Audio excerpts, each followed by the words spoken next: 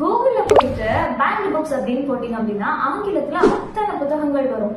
தமிழ்ல ஏதாவது ஒரு புத்தகம் பேன் ஆயிருக்கா, தடை வாங்கியிருக்காங்களா, இல்லைன்னா வழக்கு வாங்கியிருக்கா அப்படின்னு சொல்லிட்டு பார்த்தோம்னா நம்ம ஜெனரேஷன்ல இருக்க எல்லாருக்கும் பொதுவா தெரிஞ்சது பெருமாள் முருகன் ஐயா எழுதின மாதர்பாகன் புத்தகம் தான்.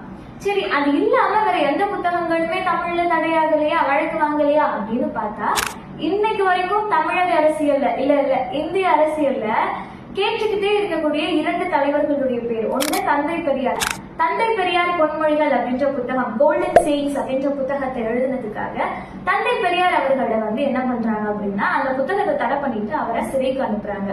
அதே சமயம் இன்னைக்கு நிறைய பேரு அடுத்த அண்ணா நான் தான் அப்படின்னு சொல்லிக்கிட்டு இருக்காங்க இல்லையா.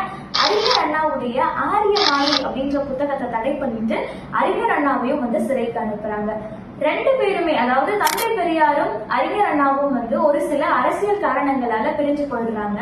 அப்படி பிரிந்த 2 தலைவர்களும் ஒரே இடத்துல அதுக்கப்புறமா சந்தித்துக் கொண்டது இல்ல ஒரே இடத்துல இருந்தது அப்படின்றது எங்க அப்படின்னா இந்த புத்தகங்களை வெளியிட்டு 2 பேரும் சிறைக்கு போன சமயத்துல மட்டும்தான் 2 பேரும் அதுக்கப்புறம் ஒன்னா இருந்தாங்க. இப்போ கொஞ்ச நாள் கழிச்சு என்ன பண்றாங்க அப்படின்னா இந்த தடையெல்லாம் நீக்கிட்டு அந்த புத்தகங்கள் இப்போ நமக்கு வாசிக்க கிடைக்குது. ஆரியமாகியும் சரி, தந்தை பெரியார் பொன்மொழிகள் 2மே வாசிக்க கிடைக்குது. இப்போ இந்த 2 தலைவர்களை பத்தி பார்த்தோம். ஒருத்தர் இருக்காரு நம்மளுடைய தமிழக அரசியல்ல ஒரு தலைவர்னு சொல்ல முடியாது, அரசியல்ல முக்கியமான ஒரு நபர். அவர் என்ன பண்றாரு அப்படின்னா அவரை பத்தி ஒருத்தர் ஒரு புத்தகத்தை எழுதுறாங்க. எங்க அந்த புத்தகத்தை படிச்சா தன்னை பற்றிய உண்மைகள் தெரிஞ்சிருமோ, தன்னுடைய பிம்பம் உடைஞ்சிருமோ அப்படின்னு சொல்லி பயந்துட்டு அந்த புத்தகத்தை எடுத்துட்டு போய் கோர்ட்ல நின்றுட்டு இந்த புத்தகத்துக்கு தடை போடுங்க அப்படின்னு சொல்லி கேட்டாராம்.